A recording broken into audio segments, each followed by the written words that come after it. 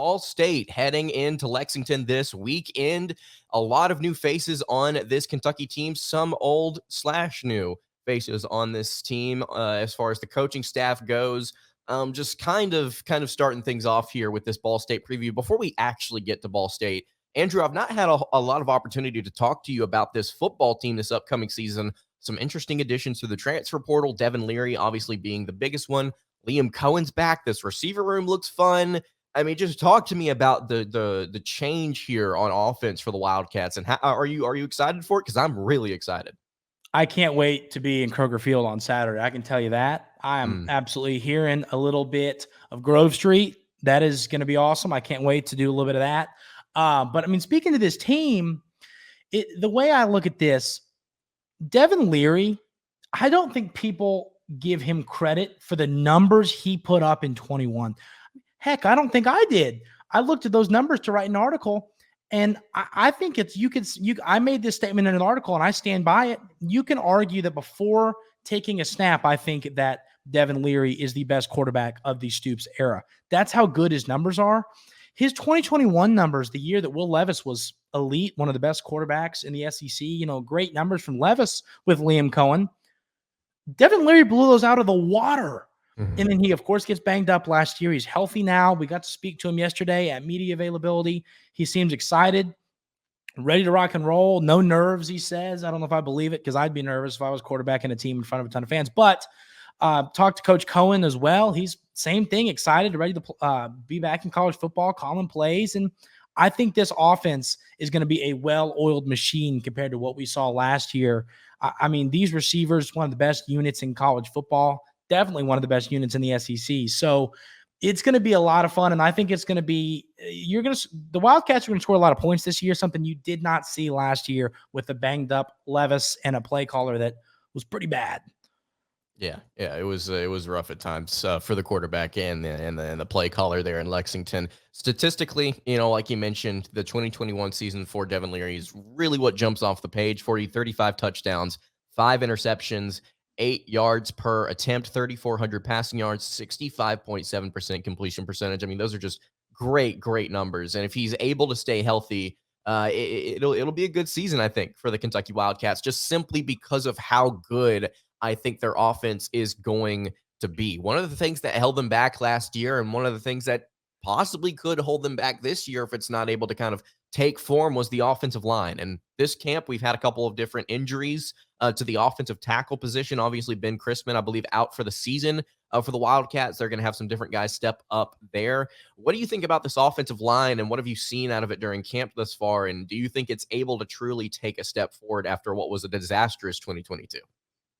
The offensive line has been a staple at Kentucky for a while now. The big blue walls, we call it. As you know, and last year was rough. I think you had some players you thought were going to be good and just kind of didn't pan out.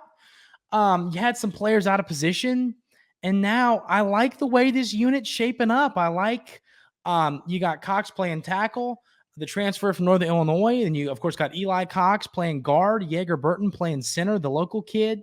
I feel good about this offensive line because I think the issues have either transferred away or moved to a different position. Yeah. I also think a big question mark is going to be, what can Flax do? If Flax has a good year on the O-line, if he's solid, I think, I think it's going to help this unit.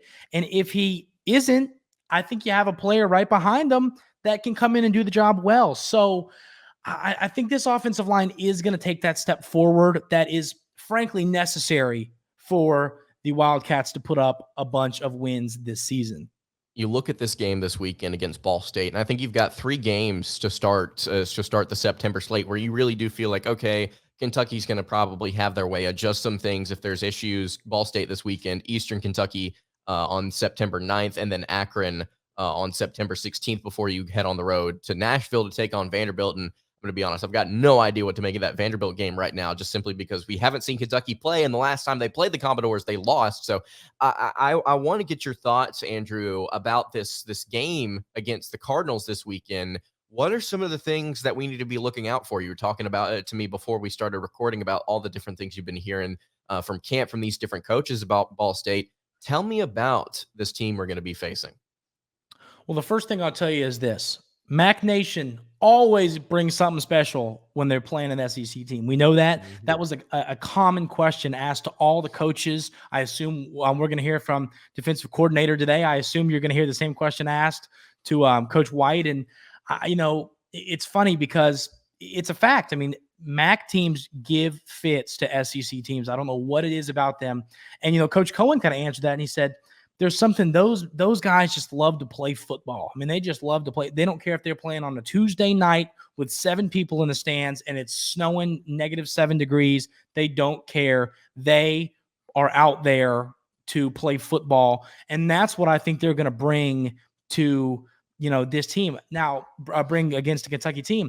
Now, as to their team as a whole, I've heard a lot of positive things about the linebacker room.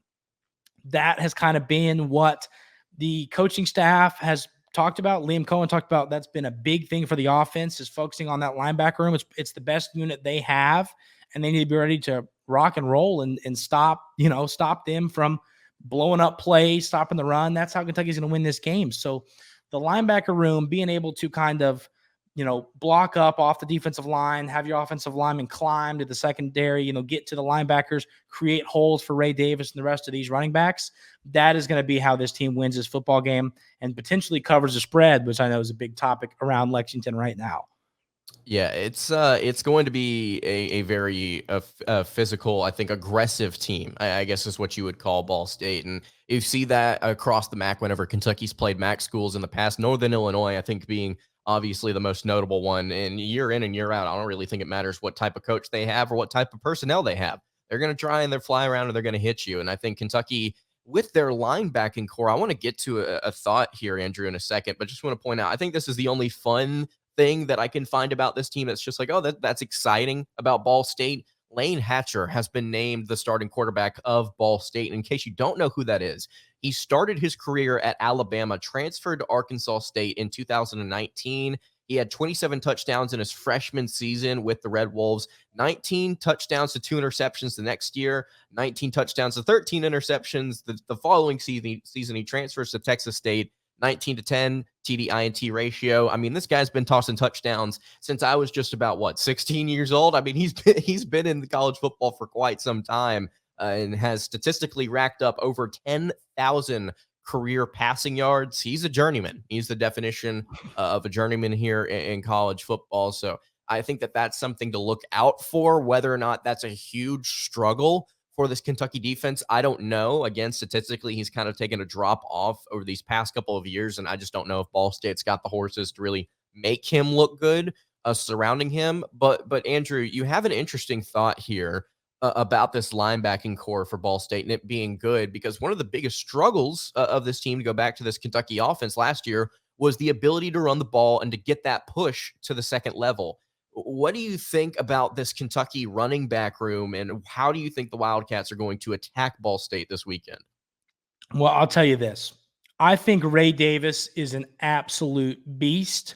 Got to talk to him a little bit yesterday. Not only is he a great player, great human being, spoke to him yesterday. Just a really, really great young man, which was great to see. It's easy. I always say it's easy to support players like that. And I think that the mix of the improvement of the offensive line plus this running back room being kind of healthier than it was last year. Of course, C-Rod was out a little bit, and then you have guys go down early on into the season. I think you're healthy right now, and you're healthy with a plethora of players that can come in and do the job, do it at a high level. So I think that's been another constant theme I've heard from the coaching staff is they're going to mix some guys in. This is not just going to be the Ray Davis show. It's going to be the Ray Davis show, but I think you're going to see a bunch of guys coming in and getting work. So I think that you're going to see this running back room really excel and be able to get to the secondary, get to the outside, score a lot of touchdowns, put up a lot of yards. And I think you're going to see that begin against Ball State. And I love hearing the coaching staff kind of go ahead and explain that. We're ready for this linebacker unit. We know that's the strength of this Ball State football team. We are going to be prepared and ready to know how to combat that. And that's what they've been prepping for last week and this week. Of course, being the first game of the season, you have an extra week to prepare for the upcoming game. And I think this Kentucky football team is going to be ready for what Ball State has to throw at them. And I think the running back room is going to put up a mountain of yards. I've got one more question before I want to spring something on you here, Andrew. Give me a score prediction for this weekend. Okay, what's the line? Let me. Us Kentuckians know that we have sports betting is legal in a couple weeks, which is very exciting. Let's see the line. I got to pull that. I'll have it up right here. It's like 26. Before I make my score prediction, Coach Stoops statistically 26.5 is the line. Okay. Coach Stoops historically, you know how they'll get a lead and they'll kind of run the ball and run the clock down. Yep. But then again, I don't think Ball State's going to score many points. I mean, I do think having an older quarterback helps. I'm going to go, knowing this Kentucky football team, I'm going to go 35-7 Kentucky. Okay, 35-7. Would that cover? That would cover, right? That would hit them covering 28-point win there for the Wildcats. So 35-7, I like it. If Kentucky's defense holds this team under 10 to start the year, I'm feeling bullish, man. I'm feeling bullish about this Wildcats team. And some people may sit there and say, oh, 35 is not a lot. We may come out of this game saying, oh, Kentucky scored 35 points, and they do exactly what you just said, which is run the clock out for the final 15 minutes of the game. So I like that score prediction. Andrew, I've got something I want to spring on you here real quick. And we do not have to spend a lot of time. I want to walk through the schedule, and I want you to help me do win-loss here. Awesome. I've given my predictions for the schedule already on the show. It's been probably a month plus at this point. And I want to kind of get somebody else's thoughts here as we walk through. Ball State, you obviously think that's going to be a win tomorrow for the Wildcats. Yeah. And then go ahead. I was going to say, you start 3-0 with these non-conference games. If you want to just move on past them, Akron and EKU, I think we're good. 3-0 there. No Joe Moorhead trouble in week 3 against Akron.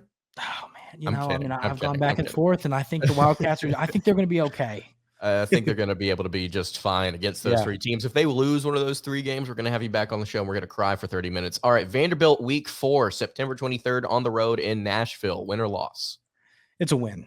All right, 4-0 at home against Florida. Don't tell the Locked On Gators host, but it is a win. Brandon Olson. Don't tell Brandon Olson. Cover your ears. On the road at Georgia, October 7th. This is a game I kind of want to go to. That's a loss. Yeah, that's a loss. All right, so you're 5-1 at home, homecoming against Missouri. I think Missouri's is moving in the right direction, but not yet. I think it's a win for the Cats. All right, so you're 6-1. You get a bye week at home against Tennessee, October 28th. I'm going to make my bold prediction, and it's going to kind of leak into the Bama game as well, because I know that's coming up in this conversation. I think that Kentucky wins one of those 2 games. I can't give you any inside information on it. It's nothing like that. It's just in Lexington, crazy things happen. Kentucky, I think, is going to win a football game that's going to send people all immediately to State Street to do some crazy stuff. I think they win one of those 2 games. I think the higher likelihood would be the Tennessee game. Mm-hmm. So I'm going to say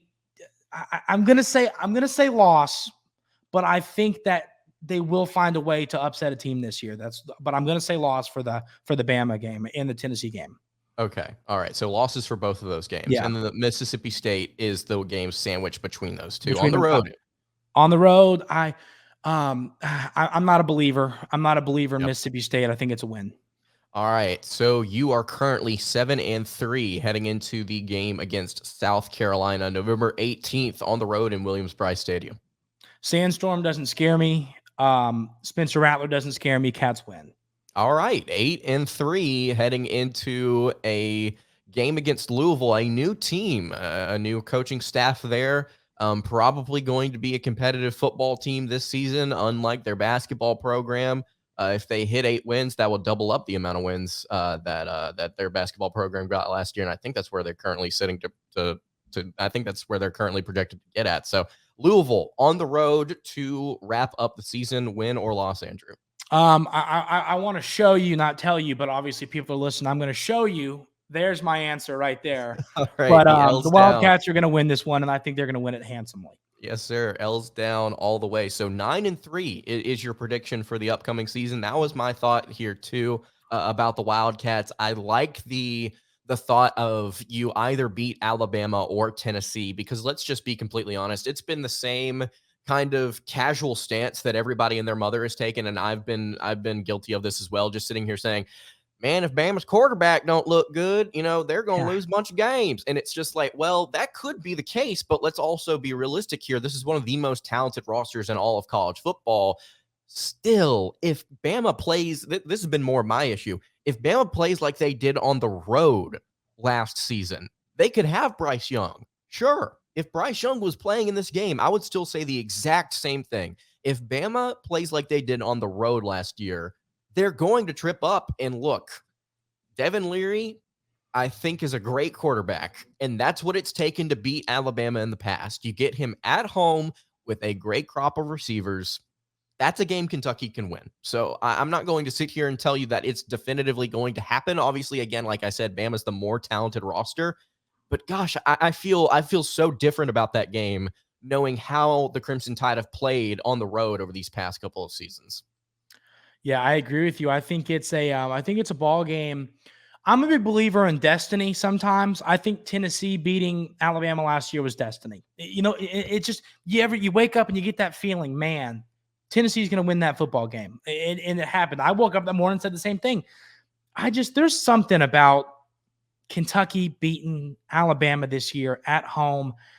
I wouldn't predict it, but I think I could see it happening. But then Kentucky might Kentucky and drop a Mississippi State game or a Yeah. Missouri game or something like that, to where I still think they go 9-3, even if they were to knock off Tennessee or Alabama.